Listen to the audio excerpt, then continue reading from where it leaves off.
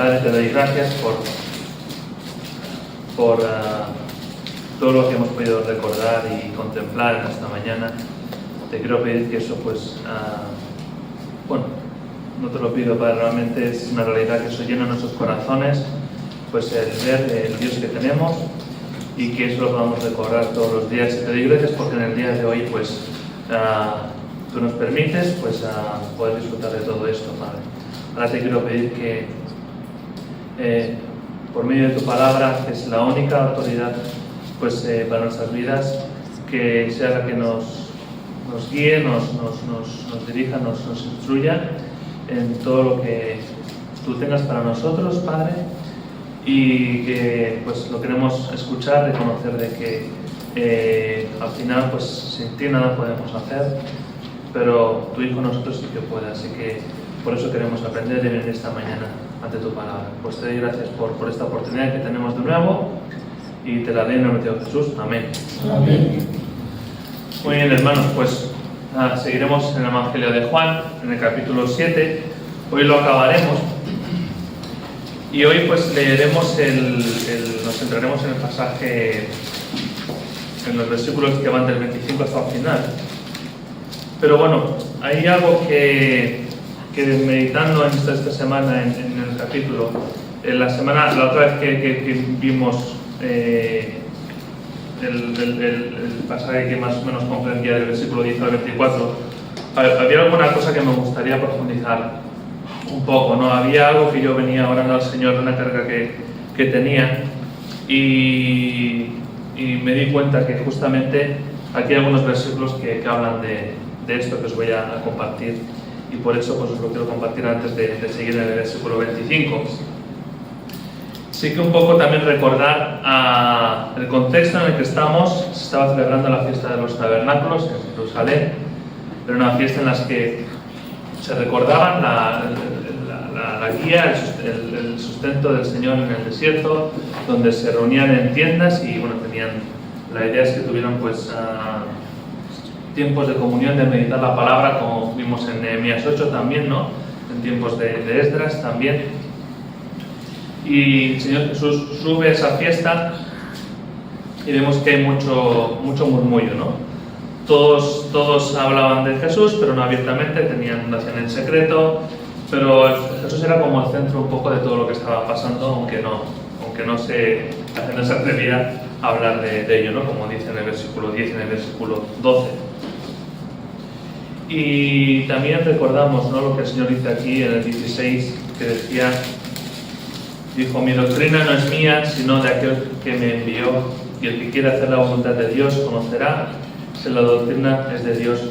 Por eso yo hablo por mi propia cuenta, ¿no? Pero vemos que aún así había mucha gente que le rechazaba. Vimos como a partir de aquí, a partir del milagro de los panes y los peces, la gente, habrá gente que creerá en él, pero habrá mucha gente también que le rechazará.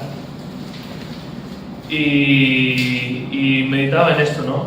Que si el Señor Jesús está diciendo aquí que quien le rechazara a él estaba rechazando al mismo Dios, ¿no? Que no se pensaran que porque ellos creían que se cumplían la ley de Moisés dada por Dios, pero que si le rechazaban a él estaban rechazando al mismo Dios, ¿no? Cosa que también me recordaba para que no nos desanimemos cuando seamos rechazados por el mundo, ¿no? Porque nos dice también en Lucas que está el Señor Jesús hablando. Y también un poco en la idea esta de que somos uno en el Señor, ¿no? Somos uno en Cristo y que estamos en Él. Dice Jesús que al que vosotros oye, a mí me oye, y al que vosotros desecha, a mí me desecha. Y el que me desecha, a mí desecha al que me envió. Así que no debemos desanimarnos, ni tampoco mucho menos tener nada contra aquellos que por ahora ellos no quieren escuchar. Y que reconozcamos siempre que la obra es del Espíritu, como también nos dice Pablo en Corintios, y luego también volveremos a este texto, que nos dice que Pablo que no iba con palabras enseñadas por humana sabiduría, sino con las que enseña el Espíritu. Y también Pablo nos recuerda aquí también que el hombre natural no percibe las cosas que son del Espíritu de Dios, porque para él son locura y no las puede entender, porque se han de discernir espiritualmente. Así que es algo que nos dice que no nos desanimemos, pero también que perseveremos mucho en la oración, para que el Espíritu Santo pues obre en el corazón de aquellos pues que no se trata de ser pues de decir las palabras con la mayor elocuencia posible y mejor seleccionadas, sino que si no es el Espíritu Santo el que hace la obra, para esa persona pues le va a ser locura, no lo va a entender. Así que eso me llamaba, ¿no?, a tener paciencia con aquellos pues que por ahora no están entendiendo el Evangelio, ¿no? Pero no desmayar con ellos. Y también se maravillaban ellos, en el versículo 15, dice que los judíos se maravillaban diciendo: ¿cómo sabe este de letras sin haber estudiado? ¿No? El Señor Jesús estaba hablando del mismo, pero también de aquel con el que tenía una comunión perfecta. Vemos en varios pasajes de los Evangelios donde Jesús, concretamente hay uno que dice que se fue temprano a orar con su Padre como solía hacer. Era algo que el Señor Jesús, como costumbre, el temprano tenía comunión con su Padre, porque él lo único que deseaba era hacer la voluntad del Padre que le envió. Y esto no significa, ¿no?, de que debamos de ser ignorantes, ¿no? Conocemos a hermanos que han tenido la ocasión de estudiar la palabra a fondo, de estudiar su contexto histórico, pero y sabemos de hermanos que también eso no les ha llevado al orgullo ni la altivez, ¿no? Me acordaba de Esdras también. Esdras, alguien que estuvo viviendo en un palacio, posiblemente uno de los mayores palacios de la historia. Seguramente estuvo trabajando en la biblioteca más rica en conocimiento de toda la historia. Hasta ahora se aprecia esa biblioteca, donde él pudo pues escudriñar la historia, compararla con los libros de Moisés. Pero fijaros que Esdras dice muy claro aquí, en el Esdras 7:10, no hace falta que lo busquéis, dice que Esdras había preparado su corazón, y hay tres cosas aquí importantes que son indivisibles. Dice: para inquirir en la ley de Jehová, para cumplirla y para enseñar en Israel sus estatutos y decretos, ¿no? Esto es lo que debe haber en una persona, en todos nosotros, que en mayor o menor medida podamos estudiar la palabra, que en primer lugar sea para inquirir en nuestro corazón, en segundo lugar sea para buscar al Señor para poderla cumplir, para que nos dé el poder para cumplirla, y también para enseñar a otros, pero siempre en este orden. No puede ser yo enseño, yo aprendo, yo enseño y me parezco al paso intermedio del deseo que el Señor la cumpla en mí, ¿no? Porque al final conocemos que los fariseos hacían eso, ¿no? Los fariseos decían que imponían cargas a los demás por encima de las que ellos mismos podían cumplir. Así que ¿por qué os quiero compartir esto? Porque también el Señor nos decía aquí, Jesús nos decía en estos versículos, en el 17 nos dice que Él no hablaba por su propia cuenta, y en el 18 nos advierte de algo. Dice que el que habla por su propia cuenta, su propia gloria busca. Pero el que busca la gloria del que le envió, este es verdadero, y no hay en él injusticia. Y es una pena, ¿no?, que vemos que el mundo, las personas que no conocen al Señor, no suelen escuchar a las personas que no buscan su propia gloria. ¿A quiénes escuchan más en el mundo? Escuchan a aquellos que tienen más fama, a aquellos que se glorifican más a sí mismos, que tienen ciertas habilidades por las que pues se enorgullecen. Y el mundo es así, el mundo caído es triste, pero escucha más a aquellas personas que se enaltecen a sí mismas que aquellas que simplemente están transmitiendo un mensaje por ejemplo, de la cruz, ¿no? Nos dicen Corintios que no nos predicamos a nosotros mismos, sino a Cristo, ¿no? Y el mundo es así. Por eso hay tantos seguidores, hay en las redes sociales influencias tal y cual, y quieren escuchar a esa persona que lo único que está haciendo, lo está haciendo para beneficio propio. Aquellas personas que tienen sus canales y sus cosas, su único objetivo es el beneficio económico, y sí, quizá de fama también algunos movidos por eso, ¿no? Pero en beneficio propio, y escuchan más a ellos que al mensaje de Dios que tiene que ser transmitido, como dicen muchos hermanos, ¿no? Detrás de la cruz. La persona que lo da tiene que estar con la cruz delante. Pero pienso que también el hecho de escuchar a los demás es una advertencia para nosotros, para que no hablemos por nuestra propia cuenta, ni para nuestra propia gloria, ni para nuestro propio beneficio. Pero creo que también aquí es una advertencia para poder discernir a aquellos que incluso llamándose cristianos puedan estar pues hablando por su propia cuenta y para su propia gloria.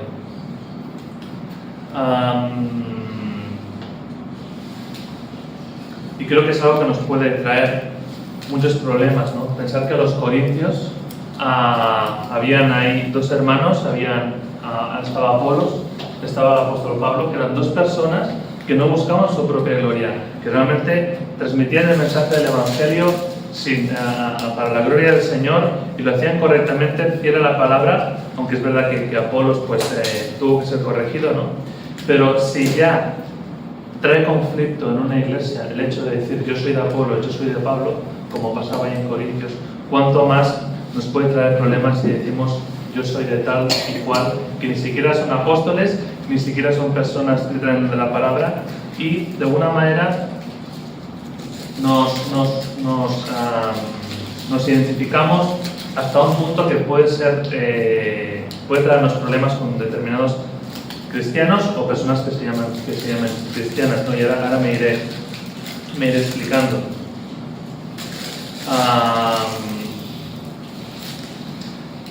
Pienso que a veces si en demasía cogemos a un hermano y lo subimos a un pedestal, ¿no? Que no le corresponde,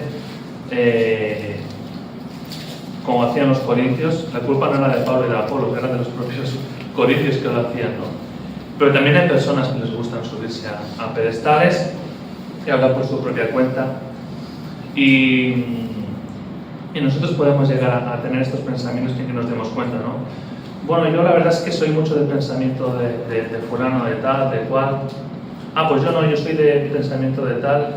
O estamos hablando, ¿no? En comunión y sí, porque como dice, y siempre relacionamos las cosas o muchas veces podemos relacionar las cosas porque lo dice tal persona o tal otra persona, que no quiere decir que no sean verdad, pero pienso, hermanos, de que debemos examinarnos y que cuando hablemos, que más bien nuestro pronto sea sí, como dice la palabra aquí, como dice la palabra allá, ¿no? Pues el Señor utiliza a los hermanos para nuestro crecimiento, ¿no? El Señor ha dado a su iglesia, ha dado maestros, ha dado dones para que ellos los usen con fidelidad, ¿no? Pero que podamos ir con cuidado, ¿no? Ahora estamos con unos devocionales, yo al menos tengo un devocional que lo conocéis, pues yo soy de tal persona que ha escrito ese devocional. Que no sea eso lo que nos lleve que no sea este el centro de lo que cuando escuchamos un hermano, ¿no? Que cuando estamos escuchando un hermano, escuchemos al Señor. No, si solamente nos vimos a ese hermano, quizás estamos enfocándonos más nosotros, y creo que corremos el peligro de que si esa persona en algún momento pues dice algo que no está acorde con la palabra, pues a lo mejor hasta nos lo toleramos, ¿no? Porque como llevamos mucho tiempo escuchando a esa persona y tal, pues queremos que esa persona, que nos queremos identificar con esa persona, ¿no? Pero que nuestra identidad sea siempre el Señor, sea su palabra, y no caigamos en ese error, ¿no? Yo he conocido a personas he visto vídeos en internet y en redes sociales de personas que no sé si son cristianos o no, ¿no? Pero que a mí se me enciende, creo que nos debería encender una alarma cuando vemos que esa persona lo que está diciendo, sin entrar en si es verdad o si es mentira, puede que sea verdad, pero está diciendo verdades sin misericordia. Porque el Señor dice las verdades, las dice de manera contundente, pero no las dice sin misericordia. Hay un salmo, el Salmo 85, que dice que la misericordia y la verdad se encontraron. Y esa es como es Dios, ¿no? El Señor nos dice la verdad, nos dice, no sin tapujos, cuál es nuestro estado, que estábamos condenados, no sé si somos conscientes de lo que significa, estábamos condenados a vivir una vida eternamente sin Dios, pero ahí entra su misericordia, ¿no? Las dos cosas son Dios, misericordia y verdad. Y cuando escuchamos a un hermano o una persona, ¿no? que se da mucho, y lo veo que se da mucho, y es una cosa que sinceramente me preocupa, ¿no? Porque al final todos de una manera o de otra consumimos redes sociales, unos más, otros menos, pero cuando vemos que alguien para explicar algo descalifica en público a un grupo de hermanos, yo creo que debe sonarnos la alarma, ¿no? Y eso lo he visto, porque su constante es mira lo que ha dicho aquel, mira lo que ha dicho cual, en lugar de centrarnos en predicar la palabra. Y tenemos que ver también que el Señor Jesús, que como la palabra, creo que David lo ha leído, en Filipenses, que tengamos un mismo sentido, que tengamos el mismo sentir que hubo en Cristo Jesús. Y ese sentir que hubo en Cristo Jesús, esa palabra de sentir, se puede traducir por actitud, que tengamos la misma actitud que hubo en Cristo. Y es que la misma verdad se puede decir de dos maneras muy distintas. Se puede decir con temor, como hacía Pablo, como ahora veremos, y con el deseo de poder corregir algo, o porque yo estoy en lo correcto y tú estás en lo falso. Así que debemos ahí como un poco como eran los de Berea y los samaritanos, ¿no? Que eran personas nobles que cuando vino, en el caso de los de Berea, vino Pablo a explicarles, ¿no? que el Señor Jesús era el Hijo de Dios, pues dice que indagaron en la Escritura, ¿no? Indagaron en la Escritura y se dieron cuenta que estaban equivocados ellos y conocieron al Señor, ¿no? Pero están los de Tesalónica también, recordar que cuando vino Pablo a hablarles del Señor Jesús, ya de entrada ellos tenían la razón y Pablo no, hasta el punto que lo querían apedrear y lo perseguían, ¿no? También tengamos cuidado de personas que... Es una carga que tengo y espero que el Señor sea el que me guíe, ¿no? para esto, pero que hay un versículo en Mateo que dice: no queráis que os llamen maestros, no queráis que os llamen maestros. Y cuando vemos a alguien que la introducción es: esta persona es doctor, y está hay una lista de títulos ahí, yo no sé hasta qué punto eso es algo que glorifica al Señor, ¿no? Me pregunto, ¿es necesario realmente? Yo he estado con el Señor y hemos conocido a personas que se han volcado a ayudarnos, hemos estado hasta altas horas de la noche hablando de temas y al cabo del tiempo hemos sabido que eran doctores en teología y dices, pero ¿en serio? O sea, y realmente no iban eso por delante, con ese título por delante, eran personas como Pablo que lo que deseaban era la edificación, que si la iglesia tenía un problema deseaban ayudar, pero los títulos y los nombres, pues si alguien que quiere hacerlos, ¿no? Una vez vi un vídeo, ¿no? de alguien que le hizo una presentación súper larga y cuando acabó le dije: sí, pero te has olvidado de que también soy hijo. No sé, ¿no? Pienso de que no está reflejando esa humildad que tal como era el Señor, ¿no? Que nos dice: aprended de mí que soy manso y humilde de corazón. Nos dice en 1 Corintios, en el capítulo 2, para que veamos el contraste de un siervo de Dios a alguien que quiere hablar por su propia cuenta y quiere hablar por su propia gloria. Y veremos veremos dos pasajes solamente para no entretenernos mucho, pero dice así Pablo a los Corintios: alguien que era un fariseo, había estudiado los pies de Gamaliel, o sea, tenía los mayores títulos que podía tener una persona en aquel tiempo en el ámbito religioso. Y fijaros lo que dice una iglesia que justamente en el capítulo anterior les dice que había divisiones por causa de identificarse con Pablo, con Apolos. Ellos que decían que yo de Cristo, ¿no? Pero realmente lo que había detrás de esa afirmación de decir que yo era de Cristo era que no necesitaban a nadie para aprender del Señor. Y eso tampoco es. Necesitamos a los dones que el Señor ha repartido en su iglesia para crecer y para aprender correctamente. Les dice Pablo a los Corintios. Y dice: así que, hermanos, cuando fui a vosotros para anunciaros el testimonio de Dios, no fui con excelencia de palabras o de sabiduría, que las tenía. Dice que se propuso no saber entre vosotros cosa alguna sino a Jesucristo, y a este crucificado. Y estuve entre vosotros con debilidad y mucho temor y temblor. Alguien que podía estar seguro de sí mismo, que estaba harto de hablar en las sinagogas, que estaba, que lo tenía por la mano, ¿no? Pero dice que estuvo con mucho temor y temblor.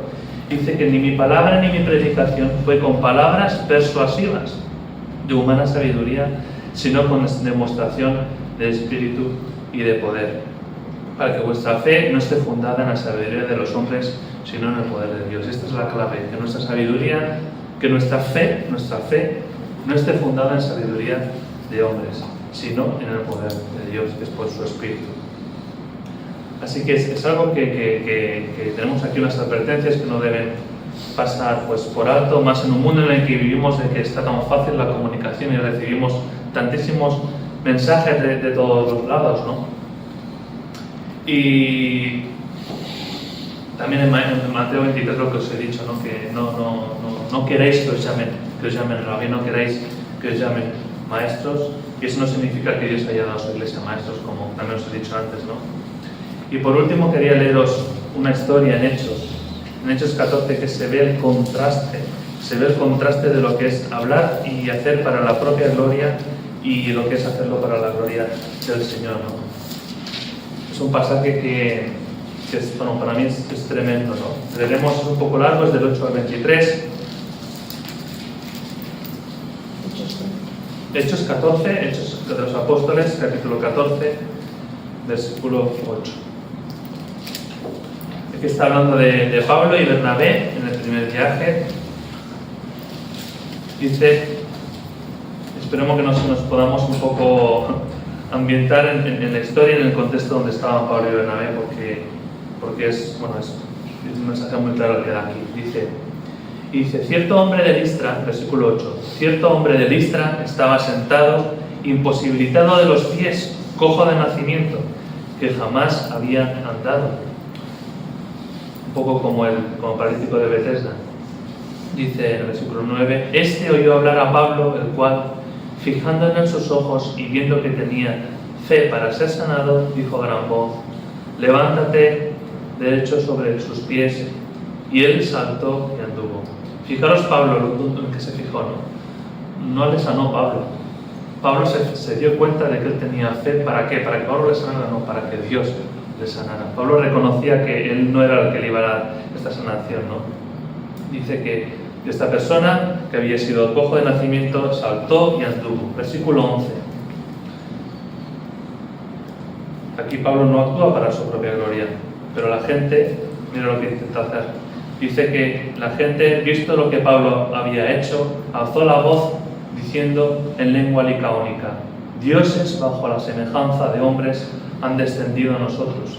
Y a Bernabé le llamaban Júpiter y a Pablo Mercurio, porque este era el que llevaba la palabra.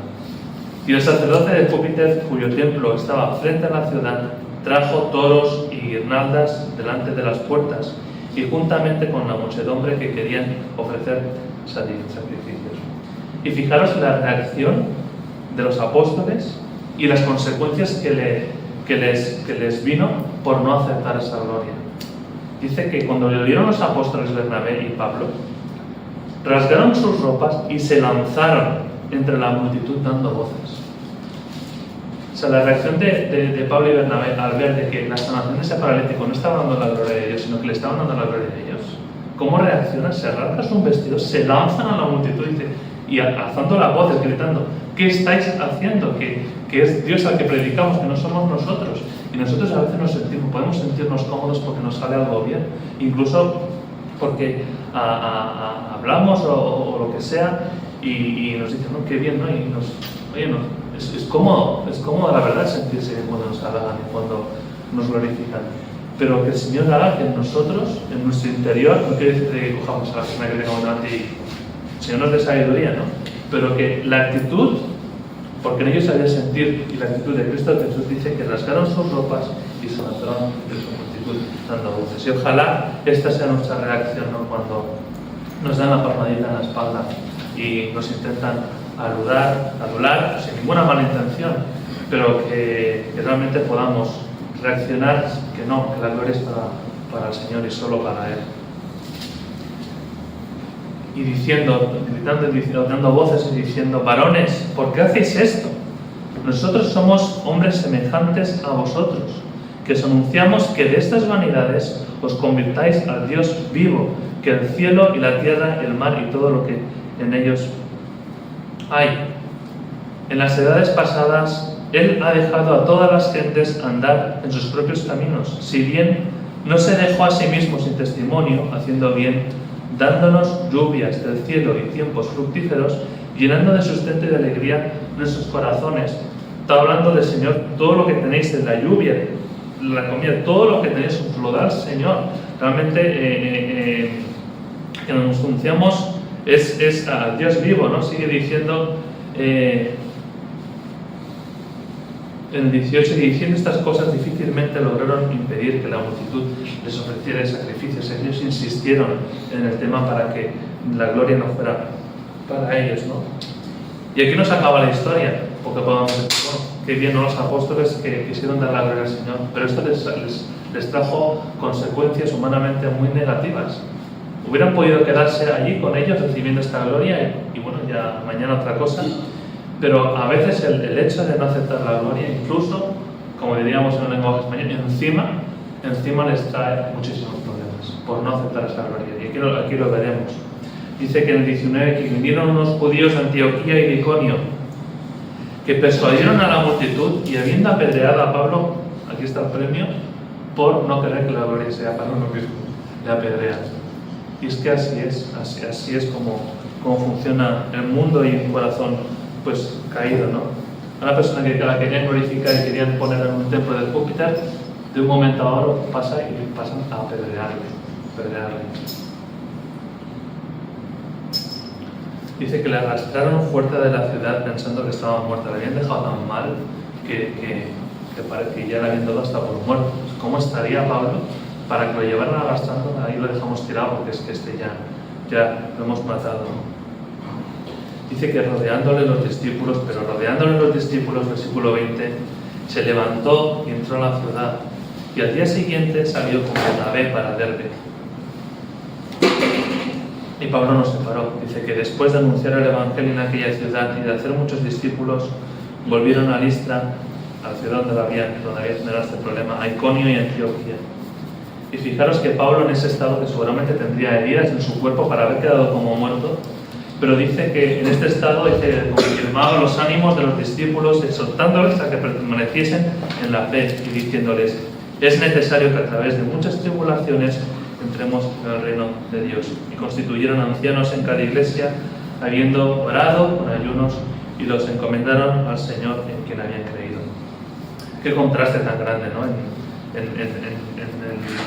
En la recompensa por aquí en la tierra, ¿no?, de que tuvo Pablo y Bernabé. Pero ellos sabían que denunciar al Dios vivo a Pablo le había sido impuesta necesidad, y él lo iba a hacer, porque era todo lo que él pasaba, como vimos también el domingo por la tarde pasado, todas las aflicciones que él pasaba y todo el consuelo que recibía de Dios, él lo quería usar para consolar, para animar y para exhortar a los demás, como aquí se hace práctico. No era algo que simplemente Pablo escribe a los corintios, creo que era, sino que además Pablo lo practicaba. Así que podamos ver, ¿no?, cómo debe ser la actitud, cómo debe ser el temperamento de una persona, de un siervo de Dios real, ¿no?, que lo que busca es trazar la palabra con fidelidad. Y ahora sí que volvemos a Juan, a acabar el capítulo, porque el contexto no cambia, el Señor sigue en esa fiesta. Sigue habiendo este murmullo, sigue habiendo esta confusión entre la gente, esta diferencia de opiniones,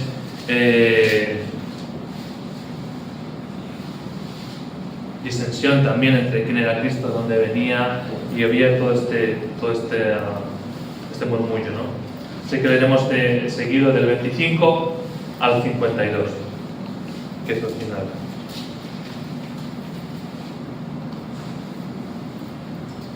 Al 53, perdona. Dice así, Evangelio de Juan, capítulo 7, versículo 25. Y decían entonces unos de Jerusalén, ¿no es este a quien buscan para matarle? Pues mirad, habla públicamente y no le dicen nada. ¿Habrán reconocido en verdad los gobernantes que este es el Cristo? Pero este sabemos de dónde es, mas cuando venga el Cristo nadie sabrá de dónde era, de dónde sea.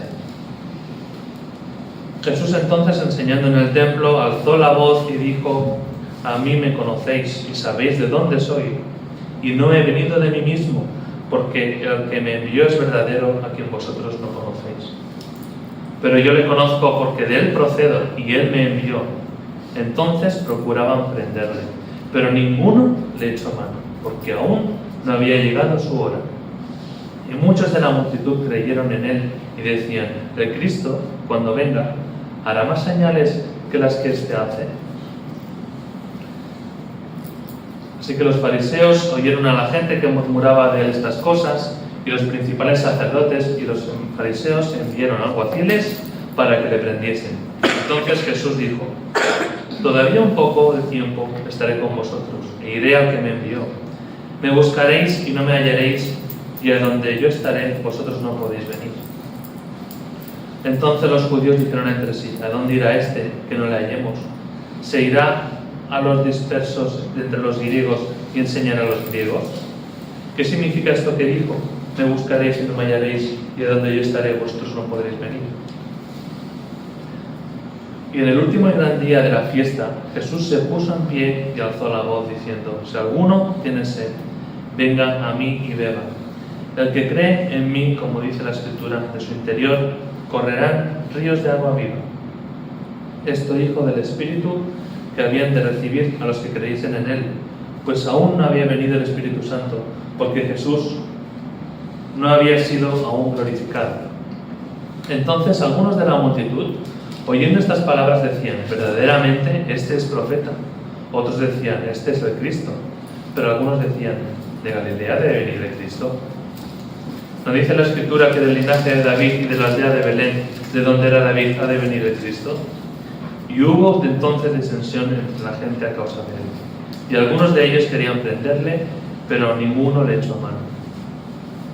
Y los alguaciles vinieron a los principales sacerdotes y a los fariseos, y estos les dijeron, ¿por qué no les habéis traído? Los alguaciles respondieron, jamás un hombre alguno ha hablado como este hombre. Entonces los fariseos les respondieron, ¿también vosotros habéis sido engañados? ¿Acaso ha creído en él alguno de los gobernantes o de los fariseos? Mas esta gente que no sabe la ley, maldita es. Les dijo Nicodemo, el que vino a él de noche, el cual era uno de ellos, de los fariseos. ¿Juzga acaso nuestra ley a un hombre si primero no le oye y sabe lo que ha hecho? Respondieron y le dijeron, ¿eres tú también Galileo? Escudriña y ve que de Galilea nunca se ha levantado profeta. Hasta aquí. Así que como vemos que todavía había esta disensión, unos que era Cristo, otros que era profeta, otros que no podía ser el Cristo porque había venido de Galilea. Ellos dicen que no saben de dónde es, Señor Jesús te dice que sí. Hemos leído esta mañana, creo que los hermanos, que él iba a venir de Belén, que iban a estar en Belén, que iba a venir de linaje de David. Todo es acierto, pero o no lo querían saber, o lo habían olvidado, o lo que sea, ¿no? Al final ellos no querían saber nada todavía de Jesús.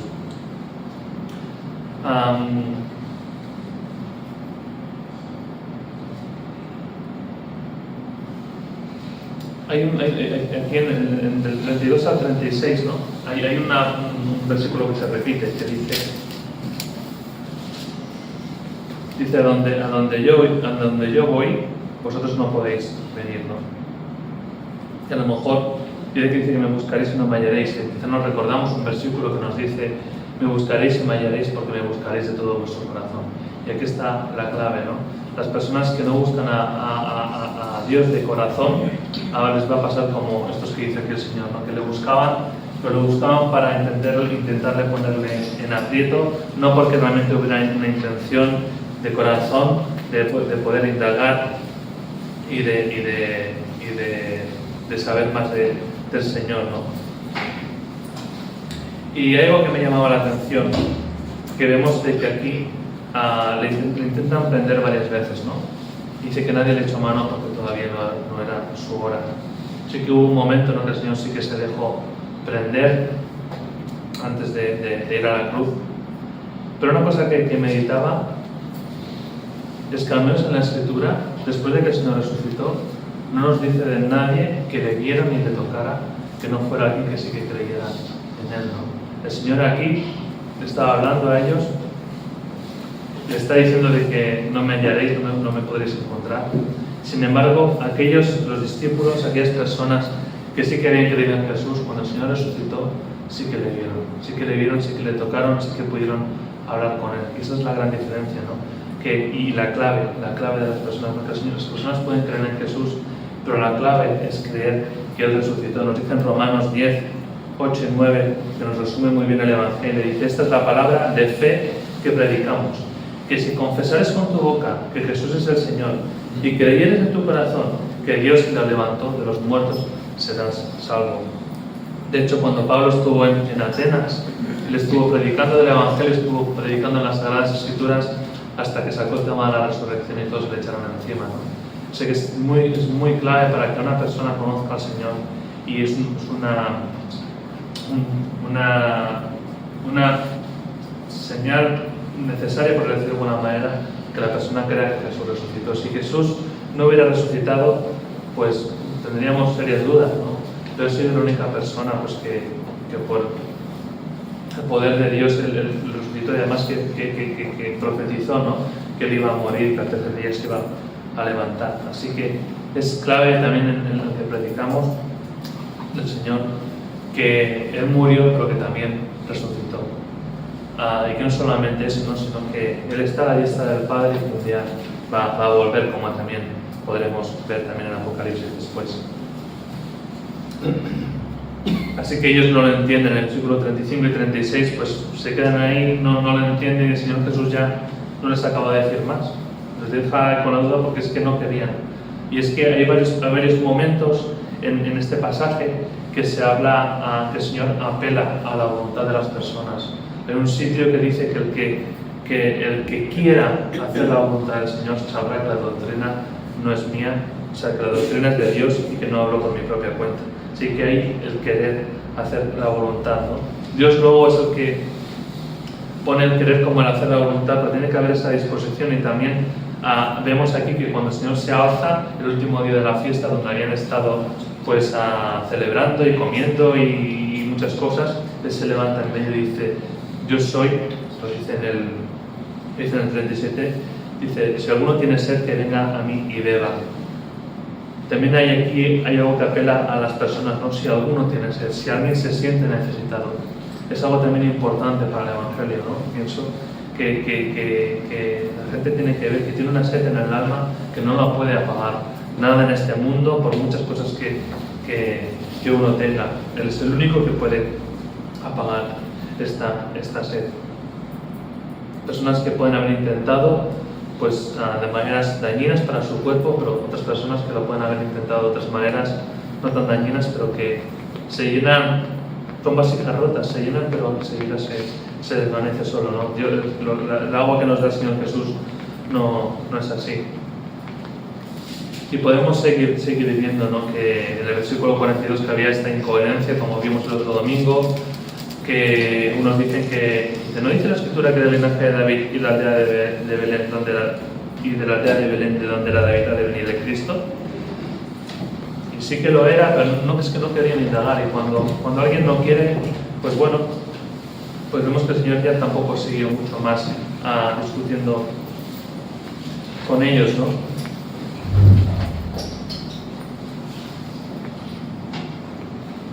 Pero yo meditaba también ayer que habrá un día de que nadie podrá, como también ha leído David, ¿no? Que todos se arrodillarán. Dice en Apocalipsis 1, del 7 y 8, dice: he aquí, está hablando el Señor Jesús, he aquí que viene con las nubes y todo ojo le verá. Y los que le traspasaron, todas estas personas que le traspasaron, dice que también lo verán. Dice: todos los linajes de la tierra harán lamentación por él. Sí, amén. Así que, aunque aquí había gente que no quería saber, se les había presentado el Evangelio, pero no querían, un día lo verán a él, ¿no? Y eso nadie les va a poder librar. Así que ahora es momento de gracia, es momento de poder predicar el Evangelio para que aquellos que han de conocer, pues que conozcan al Señor, ¿no? Otra cosa que me llamó la atención en cuanto a lo que opina la gente del Señor, ¿no? Hemos visto muchas opiniones, pero aquí hay otra opinión todavía, la de los alguaciles, ¿no? Cuando van a prenderle, van y los presos le dicen: ¿por qué no habéis traído a Jesús, no? Y su motivo por el cual no habían traído a Jesús es porque dices que nunca jamás nadie ha hablado como este hombre. Reconocían estos alguaciles que esa persona era algo especial. Ningún hombre podía hablar como hablaba a él. Pero conocerle de esta manera, de Jesús era una persona increíble, hizo los milagros, pero creerle a este nivel solamente sin reconocer que Él es la fuente que ha de saciar nuestra sed, eso tampoco les hacía salvos a esas personas. No estaban maravillados, estaban impactados, pero al final su corazón no había sido cambiado. Entonces los presos le dicen: ¿no? ¿Que habéis sido engañados o qué, no? Pero aquí hay un versículo que me llenaba de esperanza, ¿no? Y creo que nos debe llenar de esperanza y de perseverancia en la oración.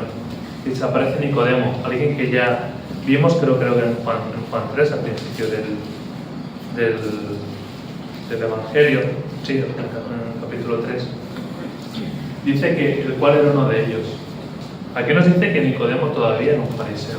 Él me da a entender, al menos a mí, de que esta persona todavía no había creído a Jesús como su Salvador. De hecho, cuando el Señor Jesús le predica el Evangelio, y es Juan 3, el capítulo clave, digamos, para predicar el Evangelio: de tal manera amó Dios al mundo que ha dado a su Hijo unigénito, le ha dado un nuevo nacimiento. Nicodemo no lo entiende, y así se queda la cosa. Parecía que Nicodemo pues podía pensar: bueno, no lo entiende, pues ya rechazado, no hay esperanza para él. Años después, aquí está Nicodemo, que aunque no lo entendía, pero en su interior todavía había esa lucha, había quedado esa semilla grabada de lo que había explicado el Señor Jesús. Todavía no había hecho el efecto final de que esa persona se entregara al Señor, ¿no? Pero sí que había quedado una semilla, de manera de que aquí salta Nicodemo, salta a defender al Señor, ¿no? Pero ¿cómo le estés juzgando a esta persona? Y si acaso nuestra ley juzga a un hombre sin oírle y sin saber lo que ha hecho, juzgarle por juzgarle, y sale a defenderle, ¿no? Y aquí se empieza ya a haber un rechazo social de la gente que tenía rodeada, ¿no? Dice que los fariseos le dijeron: ¿acaso eres Galileo? Era algo despectivo. ¿Acaso eres Galileo? Venga, escudriña y ve que de Galilea nunca se ha levantado un profeta, ¿no? Se empiezan a inventar argumentos para echar por tierra a Nicodemo, hasta dejar de defenderle, que no. Pero vemos a Nicodemo como después, ¿no? Cuando el Señor muere, pues yo creo que si fuera alguien que no hubiera creído al Señor, él no se arriesga como se arriesgó para cuidar del cuerpo del Señor, ¿no? Y bajarlo de la cruz. Así que es algo que a mí pues me llenaba de esperanza y de renovaba mis fuerzas para poder orar por aquellos que parece que a lo mejor les hemos hablado, que no lo han entendido, pues que no han entendido el Evangelio. Pero quizá ahí el Señor ha grabado algo en sus corazones que en un momento dado pues se manifiesta algo como Nicodemo, ¿no? Y bueno, nos quedamos así, ¿no? Porque es que en su corazón ha quedado algo grabado, el Señor ha quedado algo grabado que no sabemos cuándo dará el fruto, ¿no? para vida. Pero es algo que a mí, espero que a vosotros también, cuando tenemos seres queridos, familiares, amigos, compañeros de trabajo que les hablamos y que parece que no, que un día menos esperado puede haber una manifestación en ellos que quizá pues se acuerda de lo que les expliqué, ¿no? Y que sea para la gloria de Dios sobre todo, ¿no? Pero que veía hay personas que sí que escuchan al Señor, como vemos, y creen, pero otras que no. Otras que Nicodemo eran de los fariseos y tenía unas ataduras pues muy grandes con toda su religión, todas sus costumbres, sus liturgias y su todo. Pero ahí Nicodemo no estaba tranquilo, hasta que llegó el punto no sabemos cuándo, quizá cuando el Señor murió en la cruz y les dijo, Señor, perdónanos porque no sabemos lo que hace. No sabemos en qué momento se derrumbó y el Señor lo salvó, ¿no? Así que no desmayemos. Y por último, un versículo que también es algo, bueno, me llenaba de tristeza, ¿no? Después de todo este jaleo, entenderme así, todo este murmullo que había y quería enfrentar al Señor y tal, acaba el capítulo con un versículo que dice: cada uno se fue a su casa. Y pensaba, ¿no? ¿En qué actitud se fue cada uno a su casa? Habían estado en este murmullo y tal, se fueron a su casa y cada uno a sus tareas, cada uno a sus cosas, y ya todo había pasado. Había sido una experiencia esta semana con la gente, con la fiesta de los tabernáculos. ¿Y qué me llevó a casa? Meditaba también cuando recibimos la palabra del Señor. Nosotros, ¿no? Estamos aquí recibiendo la palabra del Señor. Gracias, Señor, pues vienen hermanos de otras congregaciones que también nos exponen la palabra, y me gozaba también un poco porque el hecho de que el Señor haya hecho que vengan de tantas iglesias.